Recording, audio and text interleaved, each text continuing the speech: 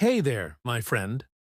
Welcome back, or welcome for the very first time, to the space where we don't just learn English, we live it. Today, I want to start with a question. Have you ever felt like you're doing everything right?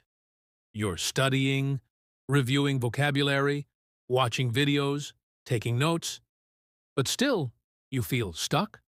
Like, no matter how much effort you put in, your speaking doesn't improve, your confidence doesn't grow, and worst of all, you feel tired and frustrated? Yeah, I've been there. And not just once. I've been there again and again, until something shifted. Not in my books, not in my grammar, but in my mindset, in the way I approached English completely. So in this episode, I'm opening up. I'll share with you the exact moment when things changed for me. We're going to walk together through real stories, raw feelings, and practical tools that helped me move from frustration to flow. Because that's the goal, right? Not perfect English, but natural, confident, flowing English that you can use without panic or hesitation. So grab a tea or put on your walking shoes, and let's talk. Let me take you back to a few years ago. I was sitting at my desk late at night, surrounded by English notebooks, flashcards, grammar exercises. My browser had 15 tabs open. How to speak English fluently. Top 100 vocabulary words. Best way to learn English fast. And I remember just staring at the screen, overwhelmed. My heart felt heavy, and I whispered to myself, why am I not getting better? I had been studying English for years. I knew the rules. I had memorized the irregular verbs. I could pass written tests. But then, when it came to speaking, my mind froze. Every time someone asked me a simple question, like, "How was your weekend?" I panicked. My grammar scrambled. I couldn't find the words, and I'd walk away thinking, maybe I'm just not good at languages. Maybe I'm too old. Maybe I'm not smart enough. That moment, sitting there, feeling defeated, was what I call the wall. Not a physical wall, but a mental one. A wall built from pressure, fear of mistakes, comparison, perfectionism. And I know I'm not alone. Because maybe you've been there too. Maybe you're standing in front of that wall right now, feeling blocked, discouraged, or like you've hit your limit. But listen closely. That wall? It's not the end. It's actually the beginning of something new. Because the moment I decided to stop fighting English like a battle and start flowing with it like a conversation, that wall started to crack. And I'm going to tell you exactly how that shift happened. So stay with me, because this story isn't about getting it right. It's about getting free. You know, when I look back at those days, those frustrating, exhausting days, I realize something important. It wasn't that I was lazy. It wasn't that I wasn't trying hard enough. It was the way I was trying that held me back. I was stuck in what I now call perfection learning. I'd spend hours trying to memorize rules, making sure every verb tense was correct, every word had the right article, every pronunciation was just right. And if it wasn't, I'd freeze. I'd delete. I'd stop talking.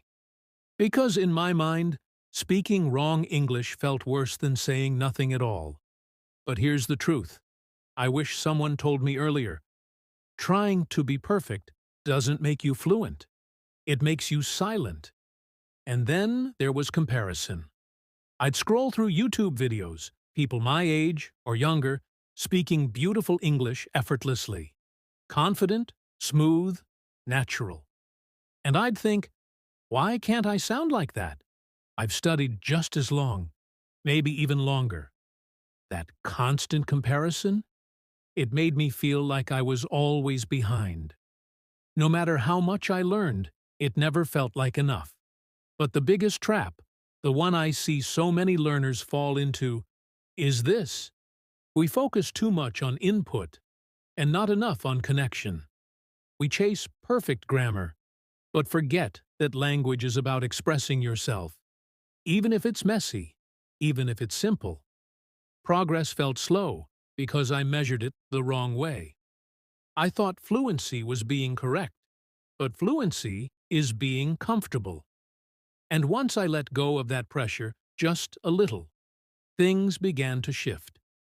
Because when you stop chasing perfection, you make space for progress. And in the next chapter, I'll tell you about the exact moment everything started to change for me, my personal turning point. Let's keep going.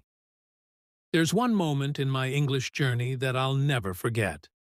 It wasn't dramatic. There were no tears, just silence. I was sitting in my room, staring at my phone screen. I had just gotten the results of a speaking test I'd recorded for an online course. I thought I had done okay. Maybe not amazing, but good enough. But the feedback? Too many pauses. Lack of fluency. Grammar mistakes. Sounds hesitant. And those words hit hard. It felt like all my effort, all the practice, the hours of listening, the vocabulary flashcards, meant nothing. I closed my phone. I turned off the light. And I just sat there. Quiet. I started to think, maybe English isn't for me. Maybe I was too old. Maybe my brain just couldn't do it. Maybe I should just stop. And then came the self-doubt. Why can other people speak so easily? What's wrong with me? Will I always feel stuck? That night, I didn't touch anything English-related. No podcasts, no journaling, no videos. It was like I needed to step away from the pressure, from the expectations, from the noise. But here's what surprised me. The next morning, I woke up, and something in me felt different, lighter, clearer. Because in that silence, I had one powerful realization. I wasn't afraid of learning English. I was afraid of failing at it. And when I understood that, truly felt it, I realized I had a choice. I could quit, or I could let go of the idea that I had to be perfect, and start enjoying the process again. That breakdown became my breakthrough. It was the moment I stopped trying to pass English and started trying to live it. That moment didn't make me fluent overnight, but it made me brave. And honestly, that's when everything changed. In the next chapter, I'll tell you exactly what I started doing differently. The shift that took me from stuck to flow. Let's keep going. After that breakdown moment, when I almost gave up, I stopped studying English the old way. No more textbooks. No more memorizing long grammar rules that made me feel like I was preparing for an exam. Not a conversation. One night, just out of curiosity, I opened YouTube. I wasn't looking for a lesson. I wasn't even trying to study. I just wanted to hear real English. And I stumbled across a vlog. A simple one. A woman making coffee and talking about her morning. But something about it grabbed me. She wasn't speaking slowly. She wasn't over-explaining. She was just talking, naturally, casually, with rhythm and emotion. She said things like, "Let's get this day started." Oh man, I totally forgot to buy oat milk. And even just, "It's one of those mornings." It wasn't textbook English. It was real English. It was messy. It was fast. It was full of contractions, expressions, emotions. It had pauses and laughter and background noise. And for the first time, I thought, wait, this is what I've been missing. I realized that I had spent so long in a controlled, perfect version of English, the classroom kind, that I didn't know what living English actually sounded like. It was alive. It breathed. It wasn't about being correct. It was about being human. From that day on, I started surrounding myself with content that felt real. Not for learners, not simplified, but used by real people, in real situations, with real emotions. And you know what? At first, I understood maybe 30%, but I didn't care, because the feel of English started sinking in. Not the rules, not the structure, the rhythm, the emotion, the music of it. That was the beginning of a completely new mindset.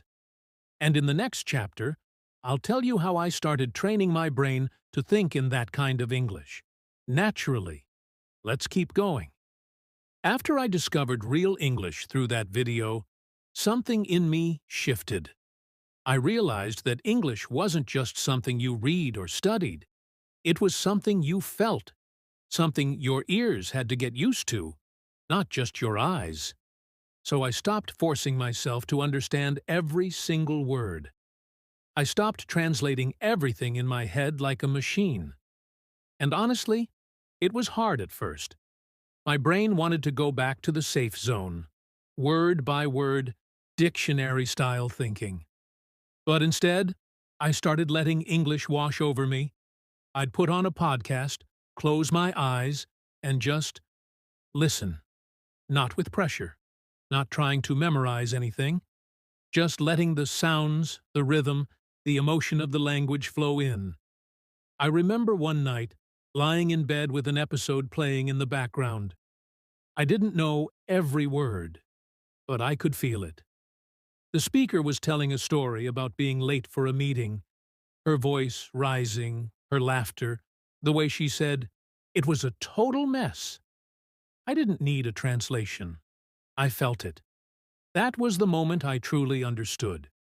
You don't need to understand every word to understand the message.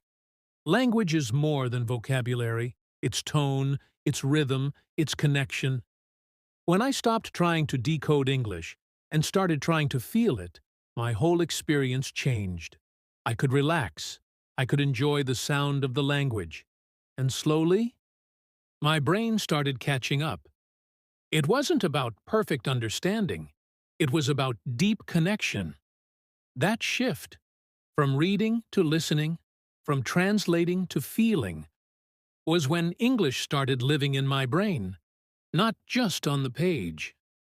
In the next chapter, I'll tell you how I built tiny daily habits that made this new way of learning stick, even when I was busy or tired. Let me take you into a normal day. Not in a classroom, not with a grammar book, but a real day where English just flowed in the background. It started small. I'd wake up, stretch, and instead of scrolling social media in my native language, I'd play an English podcast, something light, like a casual conversation or a motivational episode. As I brushed my teeth or made coffee, I let those voices surround me. I wasn't trying to study. I was just listening, like background music. Then, as I walked to work or took a bus, I'd look around and describe things in English in my head. The sky looks cloudy today. That woman is wearing a yellow dress. I'm a little tired, but I've got this. No pressure, no perfect grammar. Just thinking in English, naturally, like narrating my own life. And the magic? It wasn't about sitting down and studying for an hour. It was about living with English. Daily exposure in small moments. During lunch breaks, I'd open a YouTube video. Not with subtitles, not with a notebook. Just watching, laughing, and learning. In the evenings, I started a tiny ritual. I'd talk to myself out loud in English. 1 minute, 2 minutes. Sometimes I'd say, "Today was long." I felt frustrated, but I'm proud I kept going. It wasn't a performance. It was real. That's when I realized something powerful. Fluency doesn't live in study hours. It lives in your habits. You don't have to wait for the perfect time to learn. You don't need a teacher in front of you 24/7. You just need to weave English into your life, one small thread at a time. Think of English like sunlight. You don't stare at it. You just let it shine on you. Bit by bit, it warms you up. And one day, Without even noticing it, you're glowing. So my tip for you is this. Let English be part of your day, like your coffee, your music, your thoughts.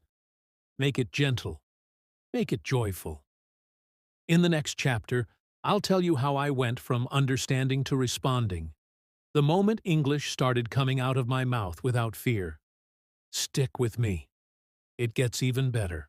Let's talk about something that holds so many learners back. Mistakes. For a long time, I treated every mistake like a failure. If I said a word wrong or forgot a verb, I'd instantly feel embarrassed. I'd shut down. I'd think, they must think I'm stupid, or maybe I should just stay quiet. But here's the truth. That mindset was the real mistake.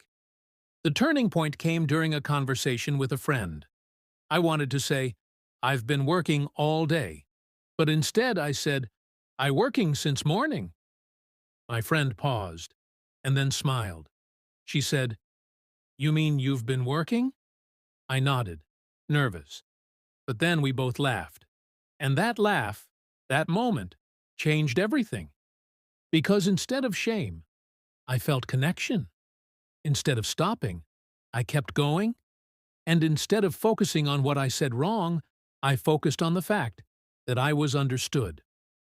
That's when it hit me. Mistakes aren't the end of the road. They're part of the journey. Think about it. How do babies learn to talk? By messing up, by saying funny things, by repeating. And no one laughs at them. We cheer them on. You deserve the same kindness. Every mistake you make means you're trying. It means you're brave enough to speak. And every time you correct yourself, or someone gently helps you, you're learning. So I stopped chasing perfection. And I started celebrating effort. I started seeing mistakes, not as failures, but as feedback. Next time you say something wrong, smile, laugh, say, oops, I meant, and keep going. Because the only people who don't make mistakes are the ones who never try. So, try, speak, learn, and remember, fluency isn't about being perfect. It's about being real. I remember it so clearly. I was sitting at a cafe, not in a classroom, not on an app, just a normal day. I was waiting for a friend when a tourist leaned over and asked, Hey, do you know where the metro station is? Now, in the past, this moment would have sent me into panic mode. My brain would have scrambled, looking for the right words, trying not to mess up. I would have smiled nervously, maybe pointed vaguely, and walked away thinking, ugh, I should have said it better. But this time, it was different. I smiled and replied, Yeah, it's just around the corner. Go straight and take the second left. You'll see the sign. No hesitation, no fear, no internal translation. I didn't freeze, I didn't panic, I just spoke. And after the person said thanks and walked away, I sat there, stunned. Did that just happen? It felt so natural, like I was using English the way I use my native language. Not perfectly, not with fancy vocabulary, but fluently, in the real sense. That was the first time I experienced what people call flow. It wasn't about using big words or having a perfect accent. It was about being present, reacting in the moment, trusting my instincts. And that trust didn't come overnight. It came from all those quiet moments of listening, thinking, whispering to myself, making mistakes, and trying again. If you haven't felt that moment yet, trust me, it's coming. And when it does, you'll know. You'll feel it in your chest, in the smile that comes afterward, in the confidence that builds quietly, not loudly. That moment, the moment it feels easy, is not the end of your journey. It's the beginning of something new. A version of you who doesn't just study English, but lives it. And that version of you is already on the way. Flow doesn't just happen by accident. It's something we can gently invite into our day. And the best part? You don't need to lock yourself in a room for 5 hours. You don't need textbooks stacked beside you. What you need is consistency and calm. For me, it started with the smallest of habits. Every morning, before I checked my phone or opened my laptop, I'd say one sentence out loud in English. Just one. Something like, "Let's make some coffee," or "I have a lot to do today." It wasn't dramatic, but it told my brain, "Hey, we're living in English today." Talking to yourself. It might feel awkward at first, but it works like magic. You're practicing fluency without fear. No one is judging you. No one's interrupting. You get to pause, rewind, try again. And each time, your brain builds that bridge from thinking to speaking. Another powerful habit? Watching familiar shows. Not just for fun, but to soak in rhythm, slang, tone.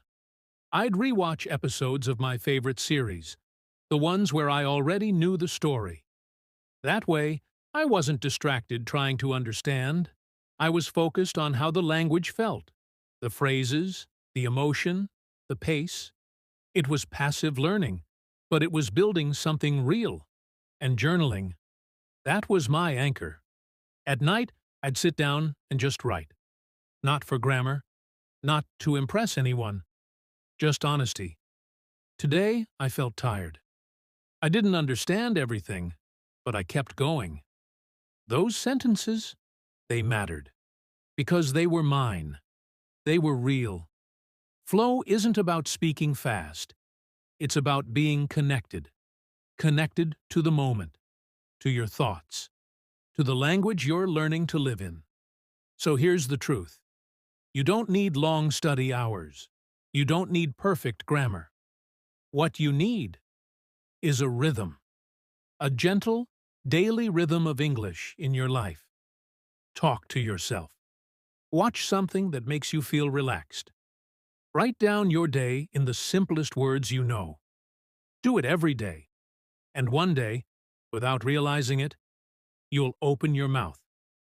And the words will just come. That's flow. And it starts with small steps. Today. For a long time, I believed that fluency meant knowing every grammar rule. When to use the past perfect. How to avoid preposition mistakes. All those little textbook details. And because of that, I was stuck. Every time I wanted to speak, I'd stop myself. I'd freeze mid-sentence, thinking, "Wait, is this correct?" And by the time I figured it out, the conversation had moved on. But then something changed.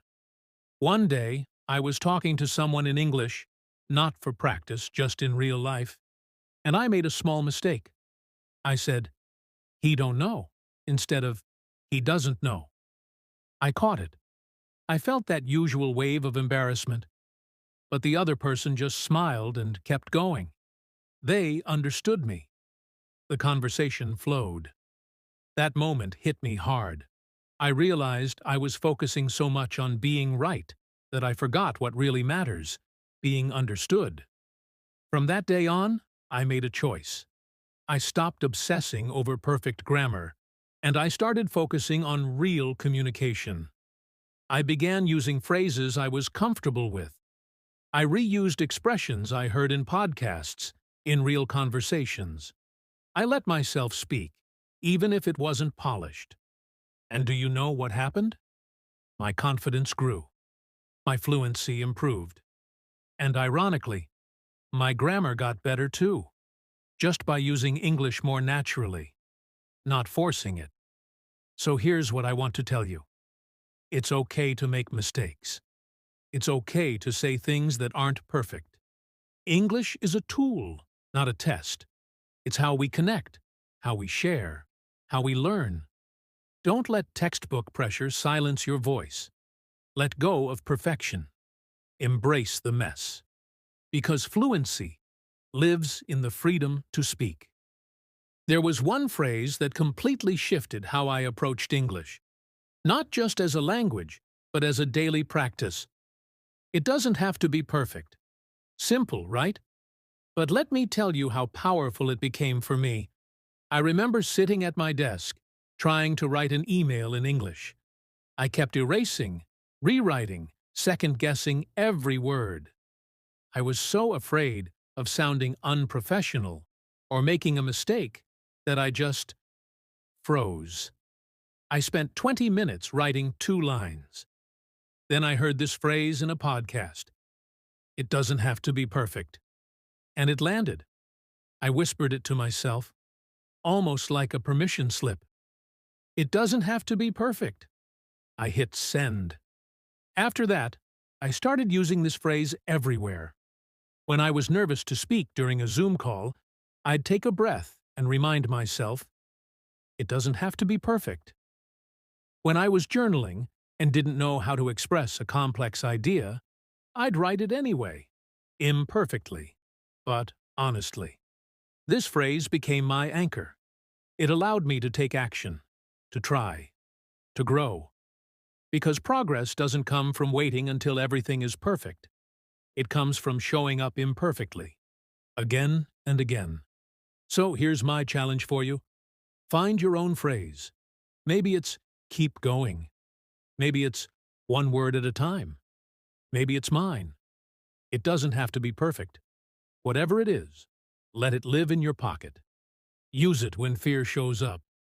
And watch what happens when you finally speak with freedom instead of fear. Today, when I speak English, it's not perfect, but it flows. And that's something I never thought I'd say out loud. There's a rhythm to it now. I don't stop to translate. I don't panic if I forget a word. I just keep going. I trust myself. And that trust, that inner calm, is what fluency really feels like. Not a test score, not speaking without mistakes, but feeling relaxed while speaking. Let me tell you what it looks like in real life. A few weeks ago, I met someone new at a cafe. They were a native English speaker. Old me would have smiled politely and avoided conversation. But this time, I started talking. I asked questions. I told a short story. I even joked a little, and they laughed. Not at me, but with me. I left that cafe glowing. Another moment? Watching a movie I used to find too fast. This time, I didn't pause. I didn't check subtitles. I followed the story. I felt it. And then, this is what really surprised me, I dreamed in English again. Not a full conversation, just a feeling, a scene. But it was there. My brain had accepted English as part of its natural voice. That's when I knew I'd reached a level of comfort I'd once thought was impossible. Flow isn't about being fluent in every topic. It's about being free in your expression, about showing up in the language as you are, without fear, without perfectionism, just presence. That's what it feels like now, and I promise you, if it happened for me, it can happen for you too. Keep going. Your flow is coming. Here's the truth. I wish someone had told me earlier. Your turning point in English won't be loud or dramatic. It won't come with a certificate or applause. It'll come quietly, in the middle of a normal moment, and you'll realize something feels different. You feel different. You don't need to be perfect. You don't need to know every word. What you need is to stop chasing some impossible finish line and start enjoying the small, real, human moments of using English. Like saying, I'm tired, in English. Or watching 5 minutes of a show and understanding one new phrase. Or smiling at yourself in the mirror after speaking out loud, even if you make 5 mistakes. That's how fluency is built. Not with fear, but with freedom. So here's your challenge. Pick one small routine to start today. Just one. Maybe you'll narrate one action in English every morning. Maybe you'll listen to a short podcast while walking. Maybe you'll write one sentence at night about your day. Don't wait for motivation. Don't wait to feel ready. Just start, gently, consistently, and trust that your turning point is already on its way. You won't force it. You'll flow into it. So, what did we learn today? We learned that frustration is not failure. It's the beginning of flow. We learned that progress doesn't always feel fast, but it is happening, especially when you let go of perfection. And most importantly, we learned that your turning point might not be a big event. It might just be a tiny decision you make today. Here's your challenge. Choose one thing from this episode and try it. Maybe it's speaking one sentence out loud. Maybe it's listening without pressure. Maybe it's writing your thoughts in English tonight. Just one step. That's how your flow begins. And if this episode spoke to you, if it made you feel seen, motivated, or a little less alone, please subscribe. Share your favorite moment. Leave a comment or message with your story. I'd love to hear it. Because your story matters. Your English journey matters. Let's keep growing, not perfectly, but consistently. From frustration to flow. One honest human step at a time.